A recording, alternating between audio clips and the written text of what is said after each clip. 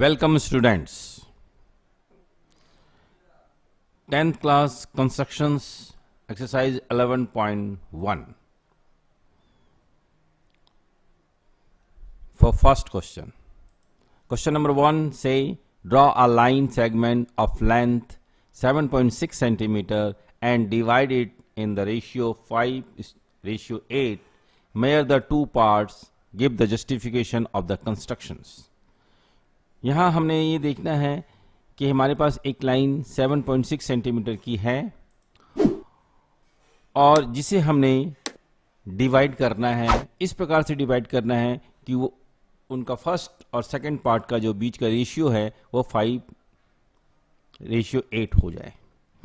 तो अगर हम किसी भी लाइन को रेशियो में अगर हमें दिया गया है और उसे डिवाइड करना चाहते हैं तो हमें फर्स्ट ऑफ ऑल क्या करना पड़ता है कि इन दोनों के सम करते हैं, यानी कि 5 और 8 को हम प्लस कर दें, that is 13।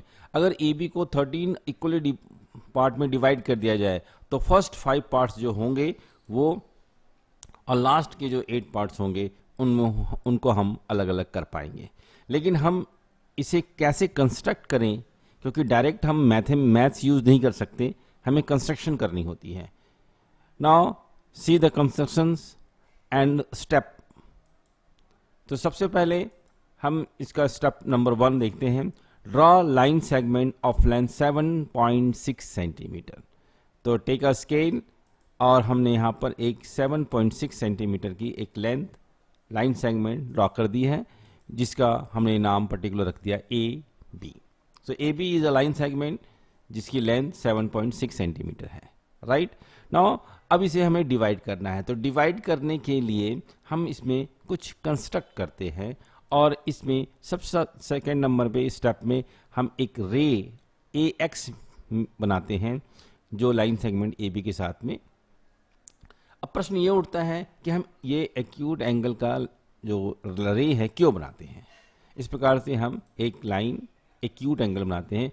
Reason is that कि अगर हम इस लाइन को 13 इक्वली पार्ट में डिवाइड कर दें तो इसके सहायता से हम ए बी को भी 2 भागों में बांट पाएंगे जिसे 5:8 में डिवाइड किया जा सके।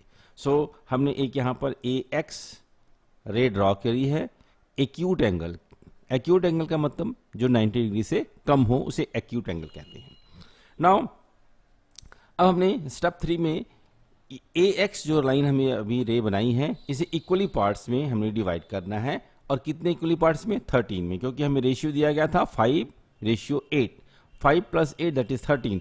सो we make a 13 points on A X के ऊपर हम 13 पॉइंट्स बनाएंगे इक्वली, यानी कि एक एक यूनिट अगर हम लेकर चलते हैं। लेट अस सी, अगर हमने इस प्रकार से एक यूनिट लिया है कंपास की मदद से, चाहे आप कंपास की साइज को लेंथ को बड़ा छोटा कर सकते हैं, लेकिन इतनी कोशिश करें कि इसमें 13 डिवाइड किया जा सके।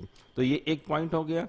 सेकंड पॉइंट ये, और इस प्रकार से हम एक एक करके ब्लॉक बनाते जाते हैं और टोटल 13 इक्वली ब्लॉक बनाएंगे।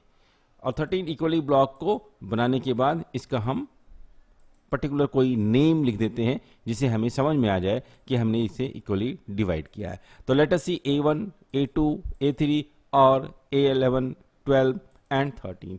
तो यहाँ पर हमारे पास AX को हमने 13 इक्वली पार्ट में डिवाइड कर लिया।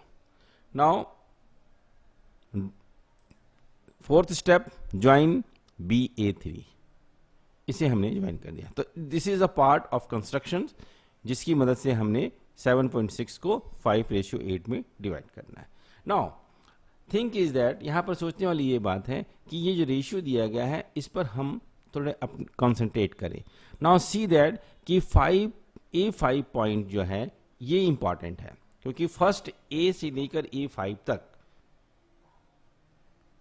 और A5 से लेकर A13 तक 2 इक्वली पार्ट्स हैं यहाँ पर, और क्योंकि ये इक्वली डिवाइड हैं, सभी के एक एक यूनिट है, तो A5 पर हमने एक पॉइंट लगाया।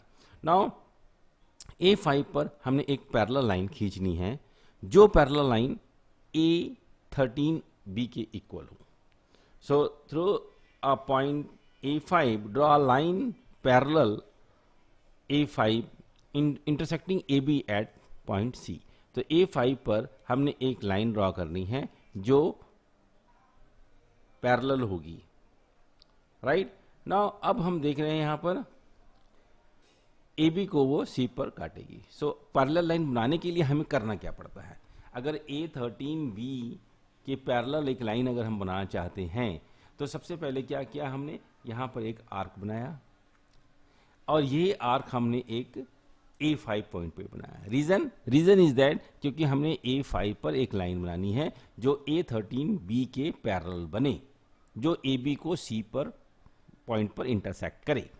नाउ अब ये आर्क बनाने के बाद आर्क का साइज छोटा बड़ा हो सकता है, इसमें कोई मेजरमेंट की बात नहीं है, लेकिन अब यहाँ पर जो आर्क बनाया है उसकी लेंथ लेनी इंपॉर्टेंट है। तो ये अगर हमने लेंथ ले ली तो यही सेम लेंथ की हमने यहाँ पर एक कट लगाना है इस आर्क के ऊपर, लाइक दैट। ये जो आर्क पर कट लगा है इसे आप A5 पॉइंट से एक लाइन बना लेते हैं। तो ये जो लाइन हमारी बनी A5C, ये A13B के पैरेलल होगी, राइट। तो अब हम यहां पर क्या देख रहे हैं कि A5C पैरेलल टू A13B, ये हमें पैरेलल लाइन मिल गई। अब पैरेलल लाइन जैसे ही मिली तो हम देख रहे हैं कि AB पॉइंट पर एक C पॉइंट हमें मिल गया है। सो C इज द पॉइंट, ये C वही पॉइंट है जो AB लाइन जो है उस 7.6 सेंटीमीटर लॉन्ग है, इसे रिक्वायर्ड 5:8 रेशियो में बांटती है। तो दिस इज द कंस्ट्रक्शन जो हमने ड्रॉ करनी थी। तो ये दो पोर्शंस हो गए AC और CB। अब अगर इसे मेयर करने की बात करें, length of AC and CB, तो इसे अगर मेयर करें तो ये it comes out to 2.9 centimetre and 4.7 centimetre respectively. So AC 2.19 है और CB 4.7 है, और इससे ये जो है वो 5:8 में डिवाइड हो रही है। So well, this is the constructions how we can divide a line with a given ratio. Okay, fine. So note it in your fair copy and thank you very much. अब construction करने के बाद इसकी justification देखते हैं कि ये जो हमने वर्क किया, ये जो कंस्ट्रक्शन की है, क्या ये रियल में जस्टिफाइड हो रही है? क्या इसे जस्टिफाई कर रहे हैं, हम कर पा रहे हैं? प्रूफ करना है हमें। तो प्रूफ करने के लिए हम आए नेक्स्ट स्लाइड में देखते हैं। लेकिन इससे पहले 10th क्लास बच्चों के लिए एक पजल जिसका नाम सुपर 30 पार्ट 3 रखा गया है, वो देखते हैं। पार्ट 1 8th क्लास के लिए, पार्ट 2 9th क्लास के लिए, और सुपर 30 पार्ट 3 जो है वो 10th क्लास के लिए। So puzzle is, if you were running a race and you pass the person in second place. फिर से देखिए, if you were running a race, अगर आप एक रेस में भाग ले रहे हैं, and you passed the person in second place, then question is what place would you be in now. तो आपका स्थान क्या होगा अब? तो इसका आंसर अब देखें, और इसके आंसर्स को हम एंड में देखेंगे। पहले हम लोग फर्स्ट क्वेश्चन की जस्टिफिकेशन देखते हैं। तो हमारे पास प्रश्न ये था कि draw a line segment of length 7.6 centimetre and divide in the ratio 5:8, mayor the two parts, give the justification of the construction. तो ये हमने फिगर ड्रॉ करी थी। अब इस फिगर को हम देखते हैं और कुछ थ्योरम्स को हम अपने माइंड में लेकर आते हैं। तो जस्टिफिकेशन करने के लिए हमें प्रूफ क्या करना है? हमें प्रूफ करना है कि the constructions can be providing by proving that AC by CB equals to 5/8। हमें ये प्रूव करना है कि AC डिवाइड बाई CB या AC up by CB equals to 5/8 होता है। अगर ऐसा होता है तो इट मीन्स ये AB जो लाइन है वो 5:8 में डिवाइड हो रही है। ये प्रूव करने के लिए हमें मालूम है कि A5C और A13B, यहाँ पर B नहीं लिखा गया है, राइट डाउन हियर B, यहाँ पर B एक पॉइंट आएगा, here it is, write down, that is B. So A5C parallel to A13B, ये इसके पैरेलल है। Now अब आप देखें कि ये जो लाइन पैरेलल है तो इससे हमें बीपीटी थ्योरम क्या कहती है? बीपीटी थ्योरम हमें कहती है कि अगर एक ट्रायंगल में, बीपीटी थ्योरम का मतलब आगे मैंने पढ़ी होगी सर, इसे कॉल बेसिक प्रोपोर्शनैलिटी थ्योरम, जिसमें किसी ट्रायंगल के अगर प्रोपोर्शनली एक छोटा ट्रायंगल या बड़ा ट्रायंगल है, तो अगर दो लाइनें उसमें पैरेलल है तो हम कह सकते हैं कि we get AC by CB equals to A5 divide by A5 13। यहां पर क्या देख रहे हैं?